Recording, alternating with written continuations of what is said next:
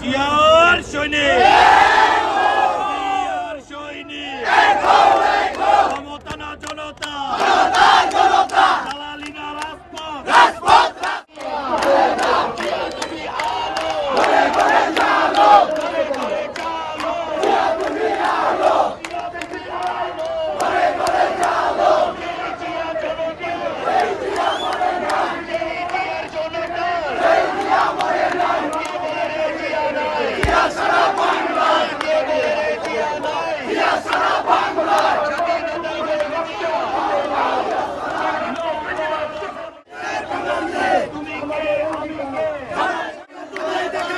সন্ত্রাসীদের ঠাঁই নাই, রক্ত ভেজা আঙিনায়, ক্ষমতা না জনতা, ক্ষমতা না জনতা, দালালি না রাজপথ, দালালি না রাজপথ।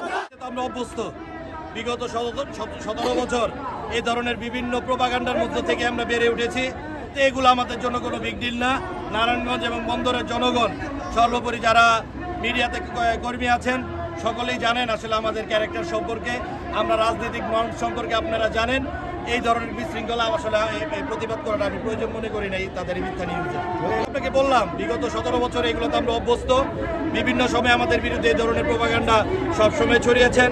আর এখন যারা এই আওয়ামী লীগের দোসর, আপনারা পত্রপত্রিকা আপনাদের মাধ্যমে দেখছি, তাদের চরিত্র তো এক ধরনের হবেই। তারা তো ওই ক্যাটাগরিতে নিউজ করবে, ওই ক্যাটাগরিতে মামলা করবে, এটা চরিত্র তো সেম। বিচলিত হওয়ার কিছু নাই। আমাদের হাইকমান্ড আমাদের সম্পর্কে জানে, আমাদের নেতৃত্ব আমাদের প্রতি ভরসা রাখে, আমরা আমাদের নেতৃত্বের প্রতি আস্থাশীল। আসলে এটা হচ্ছে আবেগ, ভালোবাসা, যেভাবে আপনি বলেন। আমাদের সাথে তো আমাদের নেতাকর্মীদের সম্পর্ক ভাইয়ের মতো, আমাদের পরিবারের মতো আমাদের সম্পর্ক। এখানে আসলে পুরাটাই যে রাজনীতি, ব্যাপারটা এরকম না। এটা আমাদের পারিবারিক বন্ধনের মতো হয়ে গেছে।